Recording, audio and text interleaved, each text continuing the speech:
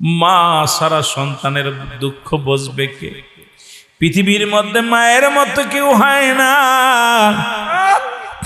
বাবা আমি মাকে হারাইলাম রে, আমার দুঃখ বুঝি আমার পীর বুঝেছে রে, আমার কষ্ট বুঝি আমার পীর বুঝেছে। যখন আমি মাকে হারাইয়া বড় একাকার হয়ে গেলাম, আমার পীর কেবলা জান হঠাৎ একদিন আমাদের বাড়িতে আসলেন। আসিয়া বাবা আমার বাবার কাছ থেকে চেয়ে নিলেন, আমার বাবাকে ডাক দিয়ে বললেন, আজ থেকে তোমার এই সন্তানটাকে আমারে দিয়ে দাও, আমি নিয়ে যাব। আমার কাছে বললেন, বাবা আপনি কি যাবেন আমার সাথে?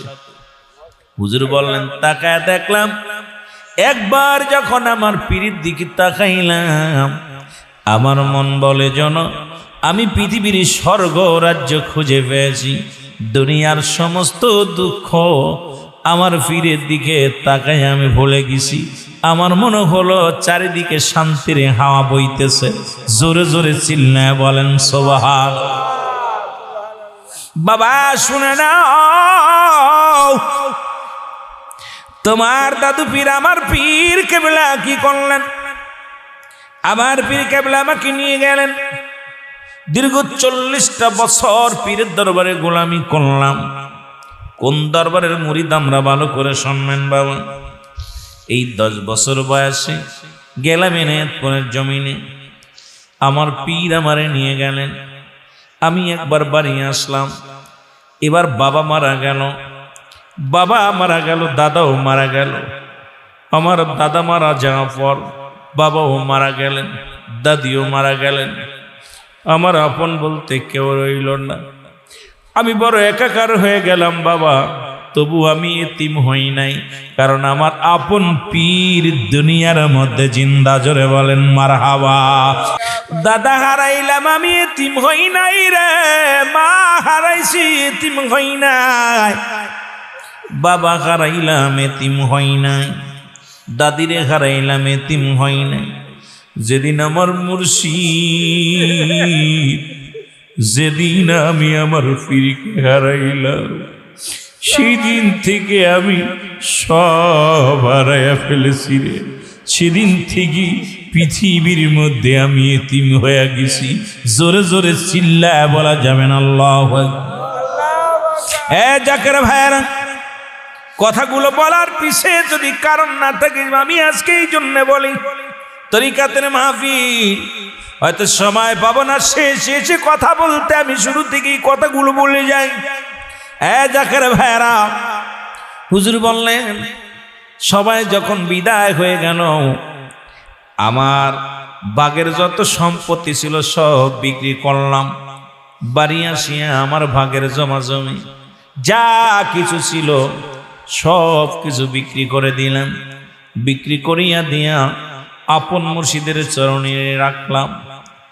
আপনার দাদু পীর আমার পীর কেবলা বললেন, বাবা হাসমতুল্লাহ, নাম বলি না, যদিও পীরের নামটা আমরা আদবের ক্ষেত্রে নামটা বলি না। অনেক সময় বলি আমার পীর বলতেন বড় মাওলানা। আমার হুজুরকে বড় মাওলানা বলে ডাকতেন। তখন যত খাদেম সাহেব ছিলেন, যত খেলাফত পেয়েছেন, আমার পীরের নামটা পর্যন্ত দাদু পীর ধরেন নাই।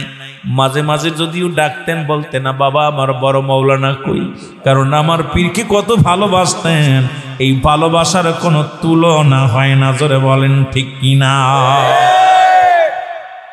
যেমন আমি আমার পীর কিবলা জানকে শুনেছি, আমার নসু বাইরে ডাকতেন নসু পাগলা। কই একটা উপাধি দিছে, পাগলা উপাধি। সে কিসের পাগল? আপন মুর্শিদের পাগল। সে কিসের পাগল? দুনিয়ার পাগল নয়, ওলি আল্লাহর পাগল।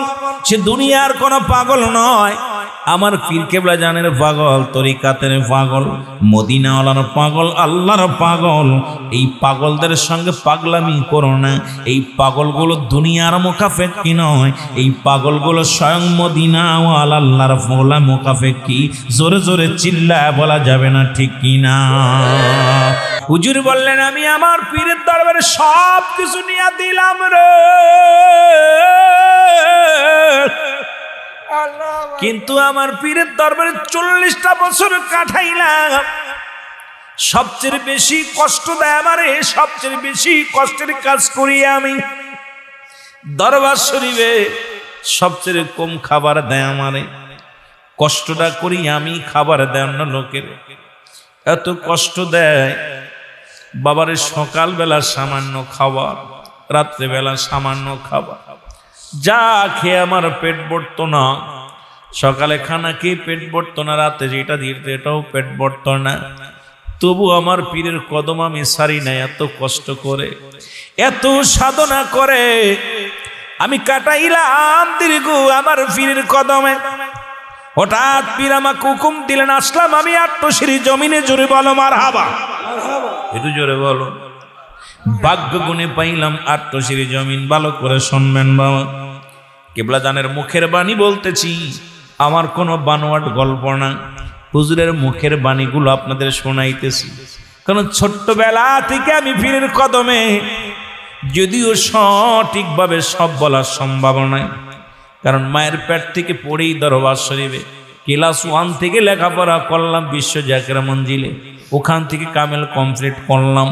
ছোট্টবেলা হুজুরের কদম পাইলাম, তবে আগে জানতাম না দয়াল আমাদের ফাঁকি দিয়ে চলে যাবে। আগে যদি জানতাম দয়ালের চরণে লুটায়া বেশি করে পড়তাম। বুঝতে পারি না, যখন বুঝা শিখলাম তখন আর দয়াল রে পাইলাম না। কারণ এখন যদি পাইতাম রে দয়াল, ঘর চাইতাম না, বাড়ি চাইতাম না, স্ত্রী পুত্র পরিজন চাইতাম না, চাইতাম তোমার নূরের কদম খানা। জোরে বলেন ঠিক কিনা? হুজুর বললেন, বাবা আমার মুর্শিদ যেদিন বিদায় হয়ে গেল, আমার মন বলে আমি আর বেঁচে থাকবো না। বেঁচে লাভ কি রে? আমি দুনিয়ার মধ্যে বাবা হারাইলাম, এতিম হই নাই রে। মা হারাইলাম, এতিম হই নাই। দাদা দাদি হারাইলাম, এতিম হই নাই। যখন আমার আপন মুর্শিদ দুনিয়া থেকে বিদায় নিল, তখন আমি চির এতিম হয়ে গেছি। বাবা সকালে মনে হতো রাত্রে মারা যাব, রাত্রে মনে হতো সকালে মারা যাব। আমার মন বলতো আর রাত কাটবে না, আমার মন বলতো দিন কাটবে না। এভাবে একটা দিন নয়, দুটি দিন নয়, 40টা দিন পার হয়ে গেল। আমার পীর কেবলা জানে 40 এর অনুষ্ঠান হবে। আমি তোমার বড় আম্মা জানকে নিয়ে রওনা দিয়েছি। আরে আমার পীরের জবানের কথা শোনেন, জাকের ভাইয়েরা রে, আমার আশিক ভাইয়েরা রে। কেবলা জান হুজুর বলেন, আমি উঠতে পারি না, নৌকার ভিতরে যাইয়া তোমার আম্মা জানের উরুতের উপর মাথা দিয়ে শুয়ে আছি। আমি কেমনে যাব? প্রতিদিন তো চিন্তা করতাম এই 40টা দিনের যে কোনো মুহূর্তে মারা যেতে পারি। রাত্রে মনে হতো দিনে মারা যাব, দিনে মনে হতো রাত্রে মারা যাব। এই দেহটারে আর রাখবো না, বেঁচে থেকে কি লাভ? আমি এতিম, আমি মুর্শিদ আর এতিম। বাবা হঠাৎ করে আমি বেহুশ হয়ে গেলাম। আমার নিঃশ্বাস বন্ধ হয়ে আসতেছে, কেন যেন অস্থির হয়ে আমি বেহুশ হয়ে গেলাম। খোদাকে কসম করে বলি, ওদিন আমার পীরের দরবারে যাওয়ার জন্য 40 পালন করার জন্য আমি যখন নৌকার মধ্যে তোমার বড় আম্মা জানকে নিয়ে যখন রওনা দিছি, বাবা আমার পীর কেবলা জান মাথার মধ্যে হাত বলে আদা বলে, বাবা এইভাবে না খায় না কে কঙ্কাল হয়ে যাইতেছ বাবা, তোমার মিশনের দায়িত্ব এখনো শেষ হয় না। তোমাকে যে বাঁচতে হবে, খানা খাইতে হবে বাবা। আমি তোমার হুকুম দিলাম, তোমার খানা খাইতে হবে। জোরে জোরে চিল্লায়া বলা যাবে না মারহাবা। এরপরের জিন্দেগি গুলো আমি কাটাইলাম রে মুরিদি মুরিদি বলে কাটাইলাম। সেই থেকে মুরিদ আমার তৃষ্ণা, মুরিদ আমার ঘম, মুরিদ আমার নিদ্রা। কারণ আমার সারা পৃথিবী একদিকে, আমার মুরিদ সন্তান একদিকে। কারণ যখন মুরিদের পায়ে যদি কাটা ফোটে, আমি মুজাদ্দিদ সেবাকে জানি। মুসলমান শুনে নাও, আমার দয়াল পীর রসিলায় রব্বি কারিম আমাকে এই ক্ষমতা দিয়েছে। আটলান্টিক মহাসাগরের মধ্যে যদি একটা কচ্ছপ কয়টা গোড় মারে, কয়টা উল্টা পাল্টা করে সাগরের মধ্যে, এটা দেখার ক্ষমতাও রব্বুল আলামিন আমাকে দান করেছে। জোরে বলেন না সুবহানাল্লাহ। পৃথিবীর মধ্যে প্রতিটা মুরিদ সন্তানেরা আমরা বড় ভাগ্যবান, আমরা বড় ধন্য। আমি কথাটা বলার জন্য একটা হাকিকত আছে, সেটা হলো সামনে 2026 সালের মহাপবিত্র বিশ্বর শরীফ আমার মুর্শিদকে ভালোবেসে আজও যারা মুর্শিদের কদমে বায়াত গ্রহণ করার পর অনেকেই দরবার শরীফে যান না, অনেকেই দরবার মুখী হন না, অনেকেই রওজা পাকে যান না। কথাটা বলার মধ্যে একটা হিকমত ছিল, কথাটা বলার জন্য এই কারণ ছিল, কারণ আপন মুর্শিদ যদি তার পীরকে এরকম শ্রদ্ধা করতে পারে, ভালোবাসতে পারে, আমরা কেন মুরিদ হইয়া আপন পীরের কাছে বায়াত গ্রহণ করিয়া এদিক ওদিক ঘোরাঘুরি করি? এখনো সময় আছে। আপন মুর্শিদ যেমনি তার পীরকে ভালোবেসেছে, আমরাও তেমনি ভালোবেসে দয়ালের কদমে জীবন জৈবন দিয়ে দিতে চাই কি চাই না? আর একটু জোরে বলো, চাই কি চাই না? আমি 3 জন সাহাবীর নাম ঘোষণা করলাম। 1 নম্বর সাহাবী হযরত হুযায়ফা রাদিয়াল্লাহু তাআলা। জোরে বলা যাবে না মারহাবা? আরো জোরে। এরপরে আরো 2 জন সাহাবীর নাম ঘোষণা করলেন রাসূলুল্লাহ। কয়জন? 3 জন সাহাবীর নাম ঘোষণা করলেন। কে বলে জান? আমার দয়াল নবীজি নাম ঘোষণা করলেন। এদিকে মুসলমান হযরত হুযায়ফা রাদিয়াল্লাহু তাআলা ওদিন রাত্রে তার শুভ বিবাহ, বীর সজ্জায় সজ্জিত বর সেজে বিয়ে করার জন্য রওনা হয়েছে। বিয়ে কমপ্লিট, রাত্রে বিয়ের আয়োজন শেষ হয়ে গেল, বিবাহ হয়ে গেল, হেজাব কবুল হয়ে গেল, স্বামী স্ত্রী হয়ে গেছে। এখন কবুল পড়ার পর ওলামা একরাম, সাহাবী একরাম এক জায়গা বসিয়া একটু দুরূদ শরীফ পড়িয়া একটু মিষ্টি বিতরণ করবে, মোনাজাত করবে, দোয়া করবে, অনুষ্ঠান হবে। এমন সময় একজন ব্যক্তি একখানা চিঠি নিয়ে আসলেন। চিঠিখানা হাতের মধ্যে নিয়া ডাকতে বলে, হুযায়ফা রে, কই রে হুযায়ফা? হুযায়ফা সামনে হাজির হয়ে গেল। আপনার জন্য একখানা চিঠি আসছে। চিঠিখানা হাতের মধ্যে নিলেন, হাতের মধ্যে নিয়ে পড়ে দেখো, হুযায়ফা রে, আগামীকাল হুনাইনের যুদ্ধ শুরু হবে। এই যুদ্ধের 1 নম্বর সেনাপতির দায়িত্ব আমি তোমার দিয়েছি। তোমার পরে আরো 2 জন সেনাপতি আছে রে হুযায়ফা। হুযায়ফা রে, আগামী দিন ফজরের নামাজ বাদে কাফেলা ছাড়ব হুনাইনের যুদ্ধের জন্য। ইতি তোমার নবী রাহমাতুল লিল আলামিন। জোরে জোরে বলো মারহাবা। এ মুসলমান, গভীর মনোযোগ শোনো গো। ওযু করলেন 2 জন, উত্তম রূপ ওযু করলেন, 2 রাকাত নামাজ আদায় করলেন। নামাজ আদায় করে বিবল স্বামী রে, যদি কোনো যুদ্ধের ময়দানে কোনো সাহাবী একরাম যায় আর এই সময় যদি আল্লাহর কাছে কিছু চায়, আল্লাহ রাব্বুল আমিন কবুল করে নেয়। আজকে আমি একটা জিনিস আপনার কাছে, আজকে আল্লাহর কাছে চাইবো, শুধু আপনি আমিন বলবেন, আমার সাথে হাত উঠায় আমিন বলবেন। আমার বাবারা, হুযায়ফা রাদিয়াল্লাহু তাআলা তার বিবি সহ 2 রাকাত নামাজ পড়লেন। নামাজ পড়ে হাত উঠায় ডাকতে বলে, রব্বানা যালামনা আনফুসানা ওয়া ইল্লাম তাগফির লানা ওয়া তারহামনা লানাকুনান্না মিনাল খাসিরিন। ডাকতে বলে, রব্বি কারীম,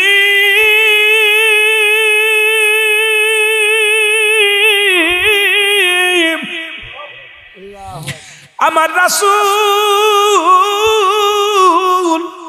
3 জন সেনাপতির নাম ঘোষণা করেছে।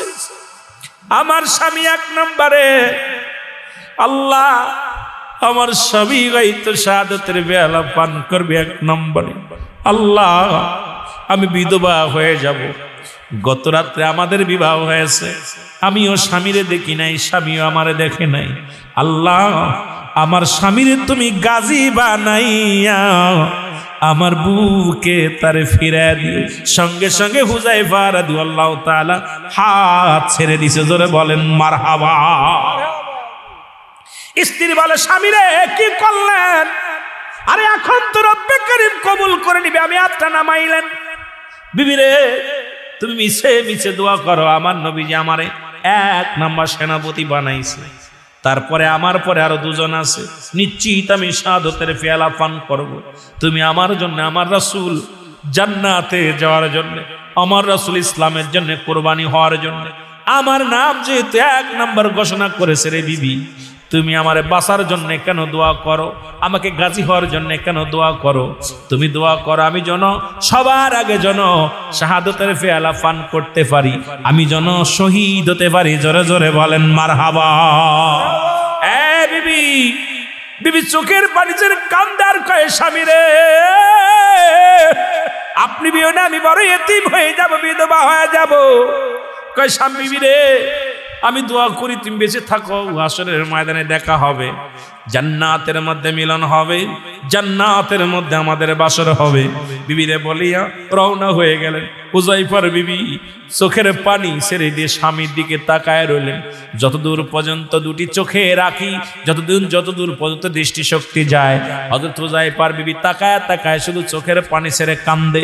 পিছন দিকে একবার হুযায়ফা পিছনের দিকে তাকান নাই, ডাক দে বলে, বিবি রে তোমার ওই রূপ যৌবনের মোহে পড়িয়া আমি আমার রাসূলের ভালোবাসা নষ্ট করতে পারবো না। আমার রাসূল আমাকে ডাক দিয়েছে, পিছনে তুমি আর আমাকে ডেকো না, পিছনে ডেকে কোনো লাভ হবে না। হুনাইনের যুদ্ধে গেলেন, হযরত হুযায়ফা শাহাদাতের পেয়ালা পান করলেন। আমার বাবার আমার নবীজি হুযায়ফার বিবিকে ডাকলেন। হুযায়ফার বিবি বলে, ইয়া রাসূলুল্লাহ, ইয়া হাবিবাল্লাহ, আমার স্বামী দুনিয়া থেকে বিদায় হয়ে গেছে, আমার স্বামী ইন্তেকাল করেছে, আমি একাকার হয়ে গেছি।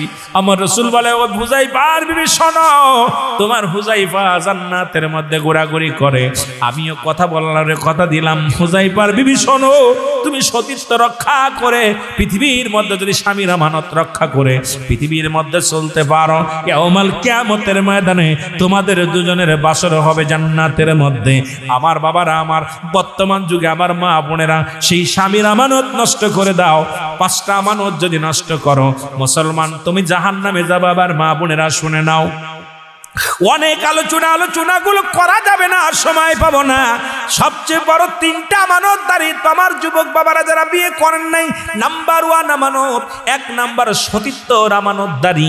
আপনি বিয়ে যখন করবেন 1 নাম্বার সতীত্বর আমানতদারি, 1 নাম্বার স্ত্রী খুঁজবেন, 2 নাম্বার আমলদারি, 3 নাম্বার মুসলমান শুনে যাও পর্দাশীলতা নারী।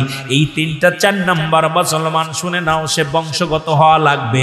4 নাম্বার হল 5 নাম্বার হলো রূপবতী হওয়া লাগবে। 1 নাম্বার হলো তার এই রূপের মুসলমান। এই পৃথিবীর মধ্যে 5টা গুণের গুণান্বিত নারী যদি কারোর কপালে জুটে যায়, এই দুনিয়ার মধ্যে শান্তি। যেমন সাহাবীরা এই 5টা গুণ দেখে বিয়ে করেছেন, বলি আল্লাহগণ মুসলমান এই 5টা গুণের গুণান্বিত দেখে বিয়ে করেছেন। আমি যুবকদের বলবো, সুন্নি ভাইদেরকে বলবো, এই 5টাকে যারা এই 5টা গুণ দেখবেন, নাম্বার 1 হলো আমানতের সতীত্বর আমানতদারি। আজকে স্কুল কলেজে সতীত্ব বিলিয়ে দিতেছে রে মুসলমান, শুনে নাও। যদিও আজকে বাবা সন্তান একই জায়গা, তরিকাতের স্বার্থ ইসলামের স্বার্থে আমাদের বলাই লাগবে রে মুসলমান। আজকে জাতি শেষ হয়ে যায়, সমাজ নষ্ট হয়ে যায়, এ বলবে না বলবে না। আমি যেহেতু বাস্তববাদী বক্তা আপনাদেরকে বলে যাই, 5টা গুণাগুণ দেখবেন গো। বিয়ে করার আগে 1 নাম্বার হলো ওই নারীটা তার স্বামীর আমানতদারি, সতীত্বর আমানতদারি ঠিক আছে কি না। 1 নাম্বারে আমানতদারি, 2 নাম্বারে আমলকারী, 3 নাম্বারে হলো পর্দাশীলতা নারী, 4 নাম্বার হলো মুসলমান। মোটামুটি তার মুসলমান শুনে নাও। বংশগত এখন তো আমার যুবক ভাইরা বংশ চেনে না। এখন মুসলমান এমনও বংশ যার বংশে নামাজ নাই, রোজা নাই, খালি ডাকাতি, যত গাঁজাখোর মদখোর। মুসলমান আগের যুগে যখন বিবাহ শাদী হতো, মায়ের কুল, মাতৃকুল, পিতৃকুল এটা যাচাই বাছাই করা হতো। মেয়ে কালো হলো দেখতো মেয়ে নামাজি কি না, মেয়ে ফরেজগারি কি না, মেয়ের আদর্শবান সব দেখতো। এখন সুন্দরী পূজরি হইয়া আজকে জাতি শেষ, সমাজ সমাজ শেষ হয়ে যায় রে মুসলমান। এই জন্য অনেক আলোচনা ছিল তরিকাতের মধ্যে যারা আছেন, আমি আপনাদের কাছে এই 5টা গুণের গুণান্বিত বিবি যদি কেউ পায়া যান, শান্তি দুনিয়ার মধ্যে জান্নাত পায়া যাবা।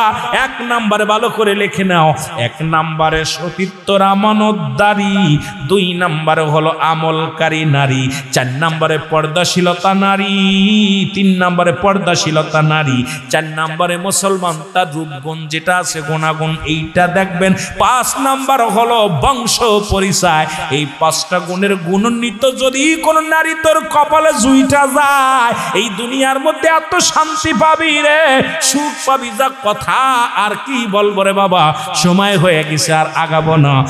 দোকানদার ভাই বড় আশা ছিল আজকের মাহফিল শুনবো, রব্বে কারিম তার কপালে লেখে নাই, জোরে বলেন ঠিক।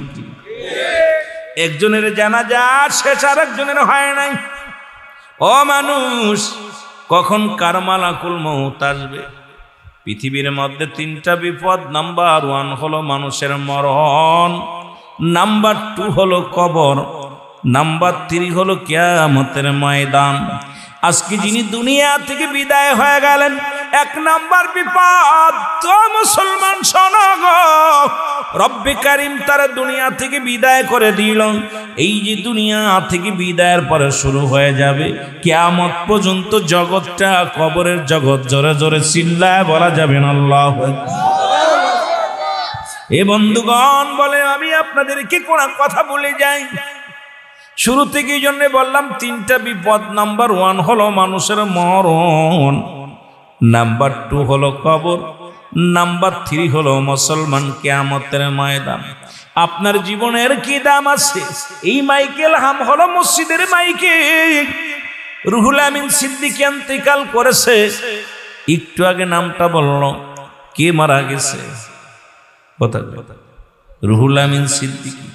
এবার বলবে মরহুমের জানাজা আগামীকাল সকাল 10টায় অনুষ্ঠিত হবে, নাম পরিবর্তন হয়ে গেছে। এর নামটা আর বলে না, রুহুল আমিন নাই, মরহুম হয়ে গেছে, জোরে বলেন ঠিক কিনা? আপনাদের এলাকায় বলেন নাকি নসুমিয়ার আগামীকাল জানাজা হইব বলে? কথা বলেন বলে, কিন্তু মরণের সংবাদ যখন বলে নামটা বলা হয়, জানাজা শেষে দাফন হবে তখন নাম পরিবর্তন হয়ে যায়। এই তো দুনিয়ার নিয়ম। একটু আগে ছিলাম রুহুল আমিন, এখনো ইলাম মায়েত, মায়েতের জানাজা অনুষ্ঠিত হবে সকাল 10টায়। এই তো আপনার আমার জীবনের খেলা মুসলমান। তারপরে কেন এত দুর্নীতি? তারপরে কেন এত মস্তানি? তারপরে কেন এত ধোঁকাবাজ? তারপরে কেন এত মুসলমান এত হ্যারাম দেখাও? এই দুনিয়ার ধন সম্পদ নিয়ে যাইতে পারবা না, এই দুনিয়ার কিছু নিয়ে আসি নাই, যাওয়ার সম্ভাবনা নাই। এই দুনিয়া ছেড়ে চলে যেতে হবে, মরণের চিন্তা করার দরকার আছে কি না? এই জন্য তরিকাতের একটা কথা বলে যে আমাদের তরিকা, কেউ বলছে সত্য তরিকা বলতে কোনো তরিকা নাই, 4টা তরিকায় সত্য তরিকা। মুসলমান শুনে নাও, কাদরিয়া, সিস্তিয়া, নকশবন্দিয়া, মুজাদ্দিদিয়া, কয়টা তরিকা? জোরে বলেন কয়টা তরিকা? একটু আগেও দেখলাম আমাদের ভিতরে এক মৌলবী সাহেব বলছে সত্য তরিকা বলতে কোনো তরিকা নাই। আরে গাদার বাচ্চা, শোন ভালো কইরা হন, কারণ 4টা তরিকার নাম হলো, সবই 4টা তরিকা সত্য তরিকা। কেবলাদান হুজুর বলছে শাইন শাহ নকশবন্দিয়া মুজাদ্দিদিয়া, এটা সত্য তরিকা না মিথ্যা তরিকা? আরো জোরে বলেন, সত্য তরিকা না মিথ্যা তরিকা? আসলে এটা বোঝে নাই। সেই তরিকা হলো ইহদিনাস সিরাতাল মুস্তাকিম, সরল সঠিক পথ। 4টা তরিকায় সরল সঠিক পথ, সত্যের সন্ধানের পথ। এই পথগুলো সত্য না মিথ্যা? এখন হুজুর তরিকা দেওয়ার সময় বলবে নাকি মিথ্যা তরিকার জীবনের শেষ পর্যন্ত ছাড়বা না, কিন্তু হুজুর বলছে জীবনের যে তরিকা আমি দিলাম সেই তরিকা হলো নকশবন্দিয়া মুজাদ্দিদিয়া তরিকা। সামনে মহাপবিত্র বিশ্ব শরীফ 2026 সাল। মুসলমান শুনে নাও, সরাইলের যুবকেরা শোনো, বিবাড়িয়ার জমিনের যুবকেরা শোনো, দিলের কান্ডা লাগায় শোনো। আপন পীরের বয়স যখন 10 বছর হয়ে গেল, কত বছর? একটু কথা না বললে নয়। লা নাই খফুন শব্দের অর্থ ভয়, ওরা যদি অবস্থান করে হুমদের উপরে জানুন তাদের চিন্তা নাই ভাবনা নাই। এমন পীরের কথা বলতে যাইয়া দুই চারটে কথা আমি বলে আসি, এরপরে শরীয়তের আলোচনা করব আল্লাহ যদি বাঁচায় রাখে। তরিকাতের কথা বলবো, যুবকদের নিয়ে কথা বলবো, যদি সময় পায় মা বোনদেরকে নিয়ে কথা বলবো। রব্বি কারিম যেন বলার তৌফিক দান করে। জোরে জোরে বলো না আমিন। মহব্বতের সঙ্গে দুরূদ শরীফ পড়েন আল্লাহুম্মা।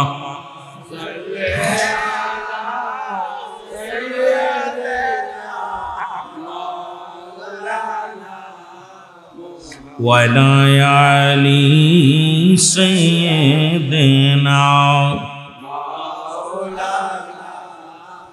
দয়াল পীর খাজা বাবা, তুমি স্বর্গ রাজ্যের ধন গো।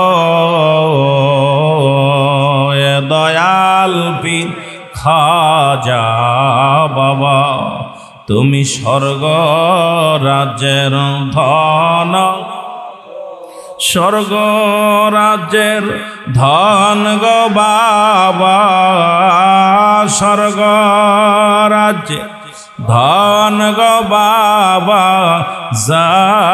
জাকেরানের জান গো। এ দয়াল পীর খাজা বাবা, তুমি স্বর্গ রাজ্যে তোমার বিহনে বাবা, তোমারি বিহনে বাজান কি লয়াবা শিব দয়াল পীর খাজা বাবা, তুমি স্বর্গ রাজ্যের। আরো জোরে বলেন দয়াল পীর খাজা বাবা, তুমি স্বর্গ রাজ্যের, স্বর্গ রাজ্যের ধন গো বাবা, স্বর্গ রাজ্যের ধন গো বাবা, জাকেরানের জান গো। দয়াল পীর খাজা বাবা, তুমি স্বর্গ এ দুনিয়ার মুসলমান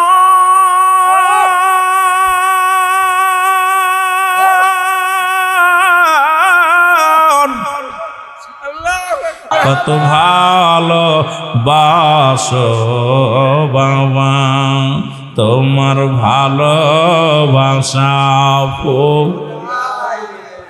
আরো জোরে বলেন কত ভালো বাসো বাবা, তোমার ভালোবাসা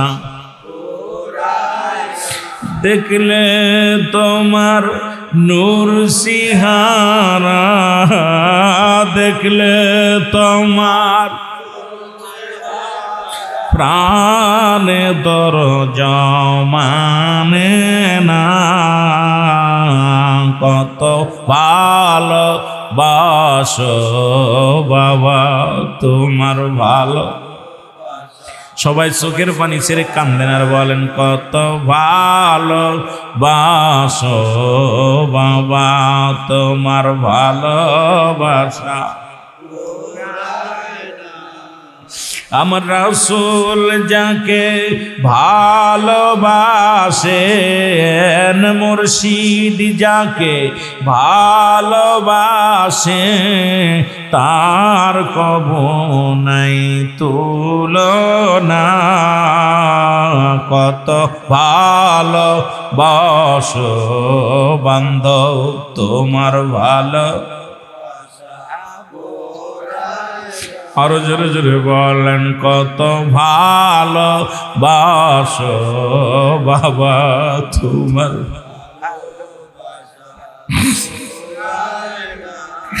আমার মুর্শিদ বলে বাবা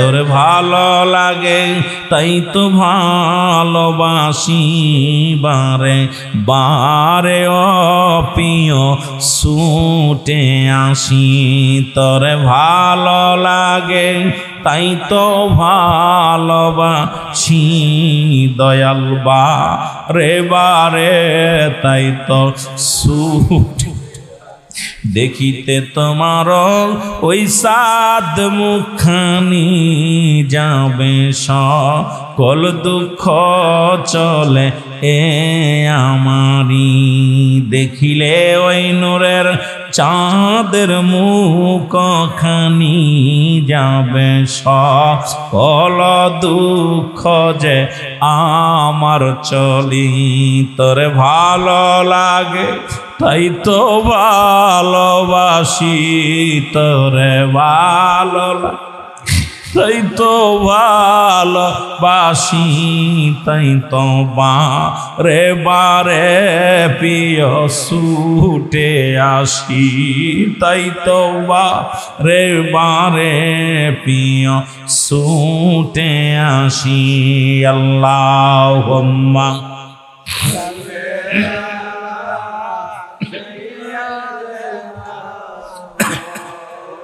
আরো জোরে বলুন ওয়ালা আলি সাইয়্যিদিনা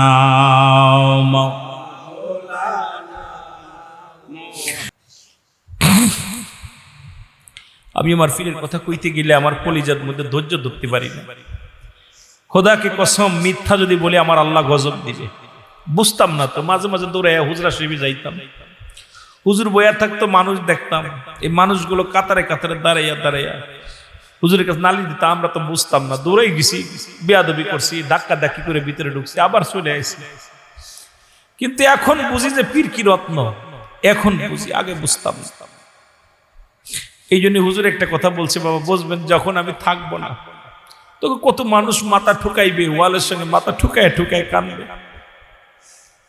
আরে এমন দরবার যে দরবারে আমার সবচেয়ে বড় আনন্দ লাগে বিশ্ববাসী শোন বিশ্ববাসীকে জানাই দিয়ে যে আমি গুনাহগার পৃথিবীর মধ্যে যত পীর ইন্তেকাল করছে ওই বাউন্ডারি পর্যন্ত সীমাবদ্ধ কিন্তু আমার পীরকে আল্লাহ এত বড় নিয়ামত দিয়েছিলেন মদিনাওয়ালার খাতিরে যে নিয়ামত আমার পীর কেবলা জান ইন্তেকালের আগে যত মুরিদ ছিল ইন্তেকালের পরে 10 গুণ মুরিদ বাড়ছে যেন বলেন ঠিক কি না সব দরবারে মুরিদ কমে যায় পীর মরে যাওয়ার পর মুরিদের সংখ্যা কমে যায় দিন দিন ভাটা পড়ে যায় আর এমন একটা দরবার যে দরবারে মুরিদের জোয়ার বইতেছে জোরে বলেন ঠিক কিনা আমার মুখের কথা না পীর কেবলা জানের কথা বাবা এমন একটা দিন আসবে বাদ ভাঙ্গা জোয়ারের মতো ঢুকবে মানুষ আমার কথা আল্লাহর কসম এই যে বাগাবাগি হয়ে গেল অনেকেই মনে করছে দরবার শরীফে লোক ধরবে না ভাই বাগাবাগি হওয়া পরও অনেকের মনে দাদা ছিল যে আমরা কোন কি অবস্থায় চলবো কি অবস্থা দরবার শরীফে লোক কমছে না বাড়ছে জোরে বলেন বাড়ছে না কমছে আপনাদের এই যে মহল্লার মধ্যে সত্যি করে বলবেন আপনারা যারা আছেন এখানে মিথ্যা বলবেন না কারণ আল্লাহর দরবারে আদালতে ধরা পড়তে হবে আগের চাইতে জাকের এলাকায় বাড়ছে না কমছে জোরে বলেন বাড়ছে না কমছে হুজুর শরিয়াতে থাকাকালীনই হয়তো আমাদের ভাই আইব আলী ভাই গেছে এরকম 2-4 জন গেছে কিন্তু এইরকম এখান থেকে 2-4টা গাড়ি ভরে চলে যায় এমন একটা আশ্চর্য আমার পীর কেবলা জান যে মরাফর পর বাড়ছে না কমছে এটাই প্রমাণ হলো আমার পীর জিন্দার মধ্যে কোনো সন্দেহ নাই জোরে বলেন ঠিক কিনা অনেক মুনাফিকরা বলে ক্যাসেটের মাধ্যমে তরিকা দেয়া হয় আমার দেশের অনেক মুফতি সাহেব এটা নিয়ে ফতোয়া দিচ্ছে ওই মুফতি তুই কিসের মুফতি রাসূলের জামানায় যদি এই সিস্টেম থাকতো তাহলে রাসূলের কণ্ঠ মানুষকে শোনায়া ইসলামে দীক্ষিত করতেন জোরে বলেন ঠিক কিনা সেই জামানায় এটা ছিল না আমার পীরের জামানায় ছিল আর আমার পীরের তরিকাটা যদি জানতো ওই মুফতি সাহেব ওই মৌলবী সাহেব জীবনে টু শব্দ করতে পারতো না হুজুর বলছে বাবা আস্তাগফিরুল্লাহ আমার সাথে পড়েন না বলছে হুজুর কি বলছে শুনেন যদি ভুল হয় আমাকে এখনই জুতার বাড়ি মারবেন এখনই ধরবেন যদি ভুল হয় বল সিদ্দিকী সাহেব আপনি ভুল বলছেন আমার পীরের কাছে গেলে বায়াত দিছে কেমনে প্রথমে বলছে বাবা সবাই পড়েন আস্তাগফিরুল্লাহ রাব্বি মিন করলে জামবিউ আতুবু ইলাইহি জোরে পড়েন আস্তাগফিরুল্লাহ রাব্বি মিন কুল্লি জামবি আতুবু ইলাইহি। হে খোদা, তোর জাত পাকের কসম খেয়ে বলতেছি, দয়াল নবী রাসূলে পাক সাল্লাল্লাহু আলাইহি ওয়াসাল্লামের সত্য তরিকা ছাড়বো না। তাহলে এর মধ্যে বলেন দি কোনটা রং করেছি? আপনারা এখানে যারা জ্ঞানী আছেন, এখানে কি বলছে আত্মশীল তরিকা ছাড়বো না, আত্মশীল হুজুরে ছাড়বো না? কার তরিকা? রাসূলুল্লাহ সত্য তরিকা। জীবনের শেষ নিজ কোনটা ছাড়বে না? লা ইলাহা, বলেন লা ইলাহা ইল্লাল্লাহু মুহাম্মাদুর রাসূলুল্লাহ। আপনাদের কাছে আমি জানতে চাই, এই কালেমা ছাড়া কি মুসলমান হওয়া যাবে? এই কালেমা ছাড়া কোনো পথ আছে? এই কালেমা ছাড়া কোনো মত আছে? এই কালেমার মধ্যে কোনো জুট আছে? তাহলে এই মৌলবী, যারা এই কালেমার উপরে আঙ্গুল তোলো, যারা এই তরিকা নিয়ে আঙ্গুল তোলো, তোমরা মুনাফিক, এর মধ্যে কোনো সন্দেহ নাই। জোরে বলেন ঠিক কিনা? তোমরা মুনাফিক।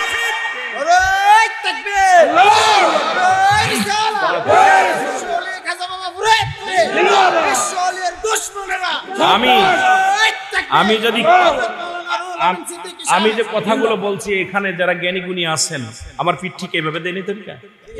তাহলে এর মধ্যে কোনটা সুট? এখন আমার পিপুলার ইন্তেকালের পরেও এই কথাটা বলতেছে, তাহলে দয়াল নবীর পথে ধরাইতেছে। এটা যদি বলা যে শিরক বেদাত, পিন নাই, কার কাছে বায়াত হও? আরে বেটা, হুজুর বলছে বাবা আমি যখন থাকবো না, আমার জবানের সঙ্গে যারা জবান মিলায়া তরিকা গ্রহণ করবে তারাও আমার মুরিদ হিসেবে গণ্য হবে। সুবহানাল্লাহ বলেন না? আরো জোরে বলেন। আর এইটা যদি না মানেন, ওলিদের কাছে আসে ইলহাম, নবীদের কাছে আসে ওহী। যারা এটা অস্বীকার করে সে তো 1 নম্বর মুনাফিক। জোরে বলেন ঠিক কিনা? নবীদের কাছে কি আসে? জোরে বলেন না, কি আসে? ইলহাম। ওলিদের কাছে কি আসে? ইলহাম। নবীদের কাছে ওহী। এই দুইটা স্বীকার করেন কে কে? একটু হাত তোলেন। আমিন বলেন, আমিন বলেন। আমার দেশে ওই কাগজের কিতাব পইরা প্ল্যাটফর্ম দইরা মৌলবী সাবরা এখন দান্দাবাজি শুরু করেছে। তবে সবাই নয়, কিছু আছে। জোরে বলেন ঠিক কিনা? আরো জোরে বলেন ঠিক কিনা? কিবলা জান হুজুর বললেন বাবা, খুব খেয়াল করবেন, হুজুর বললেন বাবা আমি আট্টসের জমিনে আসলাম, তরিকা প্রচার শুরু করে দিলাম। হুজুরের হুকুমে আমি আইলাম। হুজুর আমাকে পাঠিয়ে দিলেন ও জায়গা পাড়ায় একটা, যেখানে কোনো মসজিদ নাই, যেখানে কোনো মাদ্রাসা নাই, যেখানে মন্দির আর মন্দির, যেখানে বাবু বাড়ি, যে জমিনের মধ্যে আল্লাহ বলা মানুষের অভাব, যে জমিনের মধ্যে আমি আসিয়া একটা দিন একটা রাত শুধু অজার নয়নে কেঁদেছি আর বলছি, মুর্শিদ তুমি আমার কোথায় পাঠাইলা? আমি কার কাছে কালেমার দাওয়াত দিব? তুমি আমার কোথায় পাঠাইলা যে জমিনের মধ্যে যেদিকে তাকায় কোনো মুসলমান পাই না, মন্দির শুধু পাই? এই কোন জমিনের মধ্যে তুমি আমারে পাঠাইলা? আমি রাত্রে একবার ঘুমাইলাম রে, আমি রাত্রির সালাত আদায় করে দুরূদ শরীফ পড়িয়া যখন বিছনায় ঘুমাইলাম, আপন মুর্শিদ আমার মাথার মধ্যে হাত বলে দেখায়, বাবা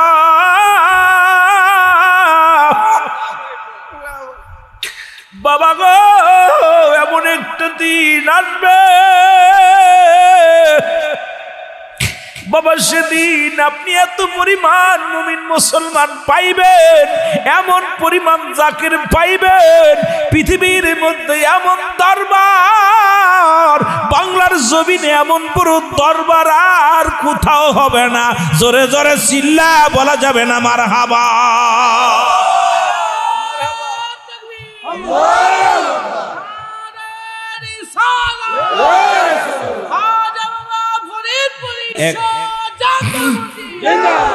এক number Mecca, 2 number Medina, 3 number বাংলাদেশের মধ্যে বিশ্ব জাকির মঞ্জিল। সুবহানাল্লাহ বলেন না? আরো জোরে, আরো জোরে। বাবা ধৈর্য ধরেন, দাওয়াতের কাজ শুরু করেন। কিবলা জান হুজুর বললেন আমি দাওয়াত দেওয়া শুরু করলাম।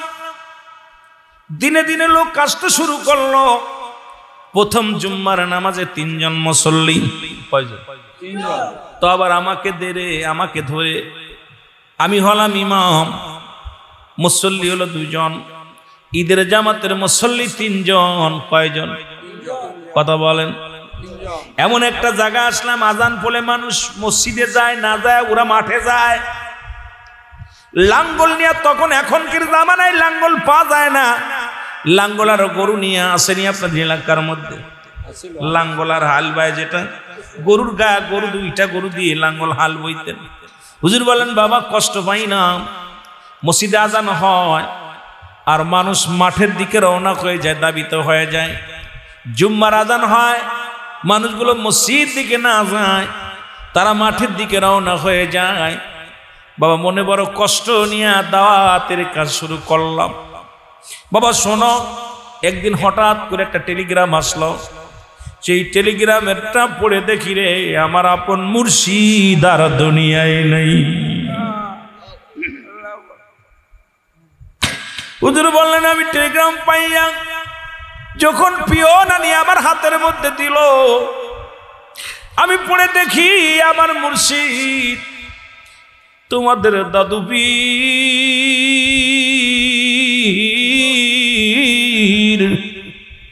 আমার মুর্শিদ কেবলা আমার এতিম বানায় দারুল বাকায় চলে গেছে। বাবা আমি একটা দিন নয়, 2টা দিন নয়, 40 দিন অনাহারে আপন মুর্শিদ খারা সহ্য করতে পারি নাই। 40 দিন খানা ছেড়ে দিলাম। চাইতো সুতরাং মুর্শিদ কি চাইছে? পীর কেবলা জান। অনেক মৌলবীরা আবার বলবে হুজুরি শিরক করতেছে। হুজুর বলতেন বাবা আমি তোমাদের কাছে কিচ্ছু চাই না, ধন সম্পদ টাকা পয়সা আমাকে দিতে হয় বাবা ঈমানটা দিও। সেটা কি? ঈমান। সেই ঈমানটা কি? ভালোবাসা, প্রেম। বাবা মুর্শিদ পীর কেবলা পীর কোনোদিন মুরিদের কাছে কিছু চায় না। আর আমার পীর পৃথিবীর কোনো মুখাফেক্কি ছিলেন না। কেবলা জান যদি এখানে কার কাছে কি বলবো, আমার তো বড় সাক্ষী এখানে আছে। আমার পীর যদি চাইতেন সকাল বিকাল 2-4টা গরু জবাই করে বোনা করে খাইতে পারতো। পারতো কি পারতো না? আরো জোরে বলেন পারতো কি পারতো না? কেবলা জান হুজুর একবার অসুস্থ হইলেন, প্রচন্ড অসুস্থ। অসুস্থ হওয়ার পর ডাক্তার আনা হলো। ডাক্তার 2 ভাইজান কাঁদতেছে। হুজুর পাক তো কারোর সাথে কথা বলে না, একদম নীরবতা পালন করতেছে। হুজুর কোনো সেও দেখে না, একদম সিজদার মধ্যে পড়ে ইয়া রব্বি হাবলি মুরিদি, ইয়া রব্বি হাবলি মুরিদি বলে কাঁদতেন। কেবলা জান হুজুর কারোর কথা বলে না। ডাক্তার নিয়েছে, হাতুরের দ্বারা এলাকার ডাক্তার ছিল, পার্সোনাল ডাক্তার। উনি আসার পর দেখছে হুজুরের রহি চলে না, রক্ত চলে না, রক্ত চলে না, খুব অবস্থা খারাপ। তাড়াতাড়ি বড় ডাক্তার নিয়ে আসেন। বড় ডাক্তার আইনা যে তাড়াতাড়ি ট্রিটমেন্ট করেন। উনি আসার পর বলতেছে ভাইজান আপনার বাবার দেহের মধ্যে কোনো রোগ নাই। আল্লাহু আকবার বলেন না। কি নাই? রোগ নাই। মিয়া ভাইজান মুজাদ্দিদ সাহেব, মিজি ভাইজান মুজাদ্দিদ সাহেব হাও মাও করে কাঁদতে লাগলেন। রোগ নাই, আমার আব্বাজান কথা বলে না, আমার আব্বাজান উঠতে পারে না, আপনি বলেন কোনো রোগ নাই। উনি বললেন, ডাক্তার সাহেব বললেন একটা কাজ করেন, আপনার আব্বার দেহের ভিতরে কোনো রোগ নাই, আপনার একটু ভালো মন্দ খাওয়াইবেন, খাওয়াইলে পারে আপনি দেখবেন আপনার বাবা সুস্থ হয়ে যাবে। কেবলা জান হুজুরের একদম গেঞ্জিটা যখন গায়ে দিতেন, আপনারা যারা দেখছেন গেঞ্জি গায়ে অবস্থায়, আপনারা অনেকে দেখতে পারেন নাই, এই তো হয়তো এক ভিতরে যারা খাদেম আছেন হয়তো আমার কপালে জুটছে অনেকবার। আমার পীর কেবলা জান হা পাতা গেঞ্জি গায়ে দেওয়া অবস্থা আমি গুনাহগারের কপালে জুটছে, আমার কপালে জুটছে। এই জন্য যদিও আমরা বলি না দিয়ে আমার কেবলা জান হুজুর কখনো খালি গায়ে হন নাই। হাপাতা গেঞ্জি একটা সুন্নাতি গেঞ্জি, এই গেঞ্জিগুলো গায়ের মধ্যে থাকতেন। তারপর রুমাল মুবারক থাকতেন, সবসময় জন্য সে পর্দা করতেন, শরিয়াতের বিধান অনুযায়ী চলতেন। আমার পীর কেবলা জান এইবার আমার পীর কেবলা জানের কথা একটা মনে পড়ে গেল। হঠাৎ করে হুজুর পাক এটা ডাক্তারে বললেন ভালো মন্দ খাওয়াইতে, হুজুরের কাছে ভালো রান্না বান্না করে হুজুরের সামনে আনা হলো। হুজুর হাউ মাউ করে কেঁদে দিয়ে বললেন, বাবা তোমরা কিসের জন্য আনছো? তোমরা কি জানো না বাবা, আমার অনেক লক্ষ লক্ষ মুরিদ অনেকেই অনাহারে আছে, অনেকের পণ্যে কাপড় নাই, অনেকের পেটে খাবার নাই। আমি মুজাদ্দিদ সাহেব যদি খানা খেয়ে বিদায় নিয়ে যাই, কিয়ামতের ময়দানে আমি রব্বে কারিমের কাছে কি জবাব দিব? আমার মুরিদ সন্তান অনাহারে। আমার ভাই বন্ধুগণ, আমার হুজুর বললেন, বাবা হুজুর বাবা আপনি তো খুবই অসুস্থ। বলেন বাবা এই মুরিদের নালে আমার দেখতেছেন আপনার দেহখানা তো কঙ্কাল হয়ে গেছে। কেবলা জান হুজুর বললেন, বাবা আমার মুরিদানদের নালিশ শুনতে শুনতে, দুঃখে সুখে নালিশ শুনতে শুনতে আমার সোনার দেহখানা কঙ্কাল করে ফেলেছি বাবা।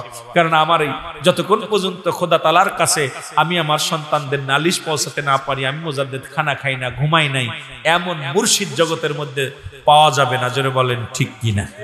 আরো জোরে বলেন ঠিক কিনা। আজকে আমরা দেখছি অনেক পীর সাহেব, আরে বাবা গার ঘুরাইতে পারে না, খায়া রাগ করবেন না। অনেক পীর সাহেব আছে গার ঘুরাইতে পারে না। অনেক পীর সাহেব আছে 1 লাখের উপরে মাহফিলে যায় না। অনেক পীর সাহেব আছে 80,000 90,000 টাকার কমে মাহফিলে যায় না। পীর সাহেব লেখছে নামের পিছে, কিন্তু মুরিদের বাড়ি যাইব কয়েক লাখ লাগবে। কয় লাখ? কথা কন না কেন? আবার মনে কিছু করেন না, অনেক পীর আছে বাড়ি বাড়ি ঘুরে, মুরিদের সংখ্যা 3 জন 4 জন, ওই পার্সোনাল 3 জন মুরিদ হয়েছে, একজন তো তর্ক করে আর একজন গালিগালাজ করে, জোরে বলেন ঠিক কিনা। তো এই সমস্ত পীরেরা, আপনার পীর হইছে নতুন পীর, নয়া পীর, এই সমস্ত পীররা মনে হচ্ছে পীরগিরি বুঝি সহজ। আরে আমার পীর তো কোনোদিন কারোর বাড়ি যায় নাই। আমার পীর কোনোদিন আপনাদের ব্রাহ্মণবাড়ি আইছে? জোরে বলেন আইছে না সরাইলে আইছে? আমার পীর কি কোনোদিন সরাইলে আইছে? আমার পীর কোনোদিন সরাইলের জমিনে আসে নাই, ব্রাহ্মণবাড়িয়ার জমিনে আসে নাই। আমার পীর এই পৃথিবীর মধ্যে এমন একটা ফুল যার আপনারা ভ্রমর, এই ফুল ভ্রমর যায় কোথায়? ফুলের কাছে যায় কি? মধু আনতে। জোরে বলেন ঠিক কিনা। আরো জোরে বলেন ঠিক কিনা। না ময়লার পর বসে? পদ্মমধু কিসের পর বসে? মৌমাছি কিসের পর বসে? ফুলের পরে। কিসের জন্যে? মধুর সংগ্রহ করার জন্য। কিসের জন্যে? আমার পীর এমন একটা ফুল, এমন একটা মধু নিয়ে আসছে, দয়াল নবী রাসূল পাক সাল্লাল্লাহু আলাইহি সাল্লামের নূরের মধু, যে মধু মুবারক নিয়ে কিবলাদান হুজুর আটকশির জমিনে আসছে। আর এই মধু আহরণের জন্য সারা বিশ্বের সুন্নি জনতা, সারা বিশ্বের নবী প্রেমিকেরা পঙ্গপালের মতো ছুটে সেই দরবারে যায়। জোরে বলেন ঠিক কিনা। আরো জোরে বলেন ঠিক কিনা। কিন্তু এইটা তোমরা যতই ডিল মারো মৌমাছির চাকে, মৌমাছির কামড় খেয়ে মরবা। এই ডিল থেকে মধু আনা সম্ভব না বাবা। কত ডিল মারলো, কতজন দেখলাম এইটুক বয়সে। কত মৌলবী সাহেব আমার হুজুরে কাফের উপাধি দিছে, কত মৌলবী সাহেব আমার পীর কেবলাদানকে কত উপাধি দিছে।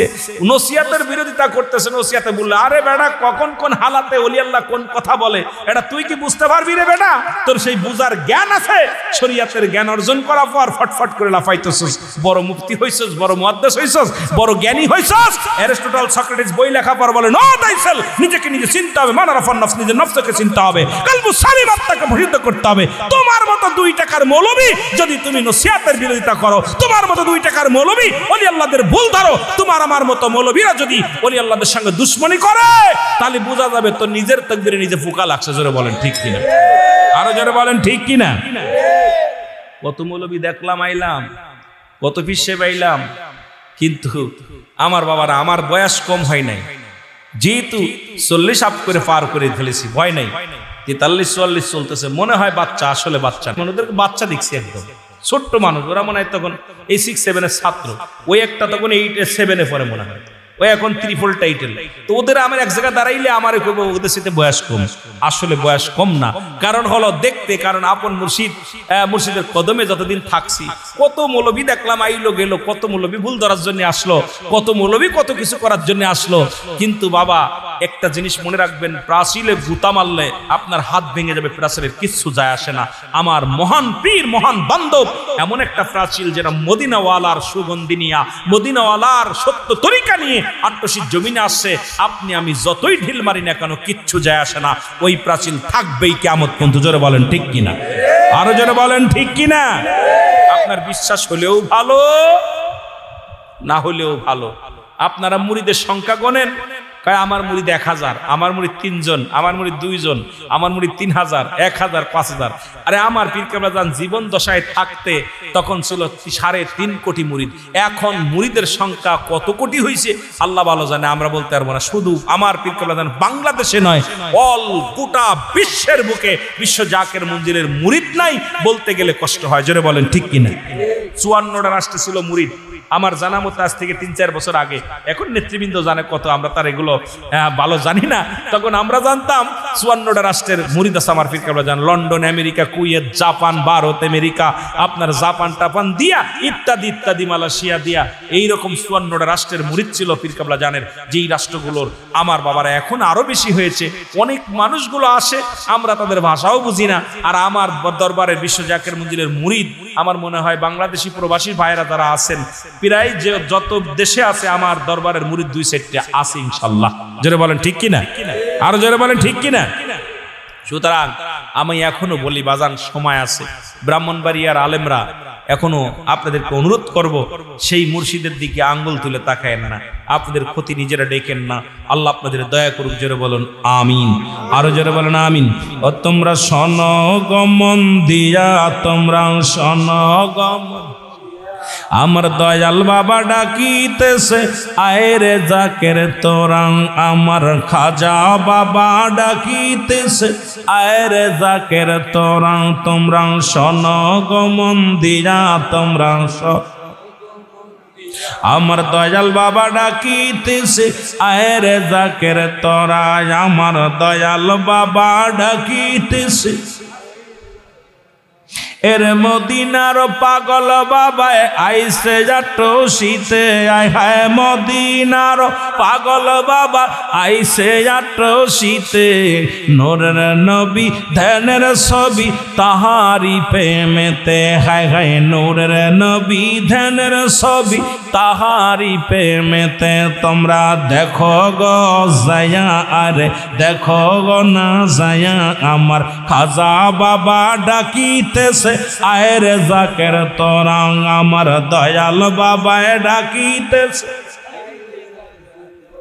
আমার খাজা বাবায় ডাকিতেছে, আয় রে জাকের তোরা, আমার দয়াল বাবা। কত আশেক জাকের পাগল হইল বাবার মুখ দেখিয়া, হায় হায় আশেক জাকের পাগল হইল বাবার মুখ দেখিয়া। তোমরা শোনো গমন দিয়া, তোমরা শোনো, আমার দয়াল বাবা ডাকিতেছে, আয় রে জাকের তোরা, আমার খাজা বাবা। এর মদিনার প্রেমিক বানায় বাবার কাছে গেলে, খায় খায় মদিনার প্রেমিক বানায় খাজার কাছে গেলে, ভালো মদিনার ওগো আল্লাহ আল্লাহ জিকির করে কলবে সকলের, হায় হায় আল্লাহ আল্লাহ জিকির করে কলবে সকলের। তোমরা শোনো গমন দিয়া, তোমরা শোনো গমন দিয়া, আমার দয়াল বাবা ডাকিতেছে, আয় রে জাকের তোরা, আমার খাজা বাবা। পাঁচ ওয়াক্ত নামাজ পড়ে, পাঞ্জগানা কোরআন পড়ে, 5 ওয়াক্ত নামাজ পড়ে, পাঞ্জগানা কোরআন পড়ে, তসবিহ হাতে মৌলার নামে হইল পাগল যারা, খায় খায় তসবিহ হাতে মৌলার নামে হইল পাগল তারা। তোমরা শোনো গমন দিয়া, তোমরা শোনো, আমার দয়াল বাবা ডাকিতেছে, আয় রে জাকের তোরা, আমার খাজা বাবা ডাকিতেছে, তোর আল্লাহুম্মা সাল্লি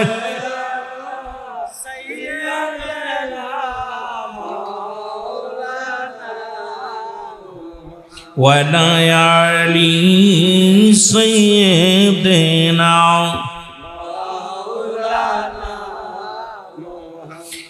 এই রকম বাবা নবীর সাহাবীরা যারা ছিলেন, যেমন পাগল ছিলেন রাসূলুল্লাহর জন্য, আশিকরা যারা পাগল ছিল রাসূলুল্লাহর জন্য, বিশ্বলীর মুরিদ সন্তান যারা প্রকৃত মুরিদ হতে পারছে, কিবলা জানের ডাকের অপেক্ষা আছে। যে কোনো সময়ে যখন ডাক আসবে, পাগলেরা পঙ্গপালের মতো ছুটে যাবে দয়ালের কদমে। জোরে বলেন ঠিক, আরো জোরে বলেন ঠিক কিনা। প্রেম তো মরে না, বলো প্রেম তো, এর প্রেমিকেরা দিশে হারা, প্রেম তো, আরো জোরে বলেন প্রেম তো, এর প্রেমিকেরা দিশে হারা, প্রেম তো। এ দুনিয়ার মুসলমান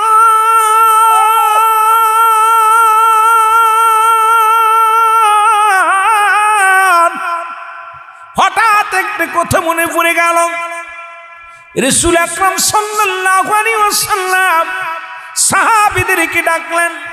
সাহাবীরা আসলেন, রাসূলুল্লাহ বলেন, সাহাবীরা রে, আগামীকাল ফজরের নামাজ শেষ করার পর, সুবহানাল্লাহ, আর একটু জোরে বলো ফজরের নামাজ শেষ হওয়ার পর আমি তোমাদের বলি হুনাইনের যুদ্ধ হবে।